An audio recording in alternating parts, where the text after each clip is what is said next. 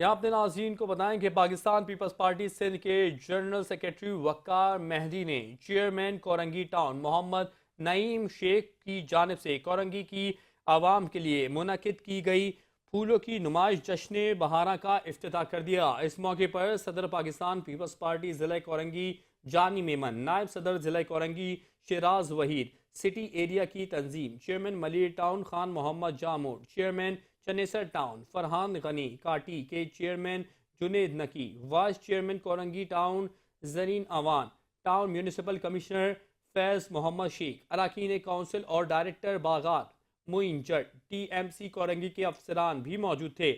وقار مہدی نے کہا کہ نمائش کے خوش اسلوبی سے انعقاد کا سہرا چیئرمین کورنگی ٹاؤن محمد نعیم شیخ کے سر جاتا ہے۔ وقار مہدی نے چیئرمین کورنگی ٹاؤن محمد نعیم شیخ کی عوامی خدمات کو بھی سراہا۔ تقریب میں پاکستان کے نامور آرٹسٹ، سنگرز اور کامیڈین نے اپنے فن کا مظاہرہ کیا۔ نمائش میں مختلف اقسام کے رنگ برنگے پھول رکھے گئے ہیں۔ جنرل سیکرٹری پاکستان پیپلز پارٹی سندھ وقار مہدی نے بہترین کارکردگی پر اراکین کونسل میں ایوارڈز بھی تقسیم کیے۔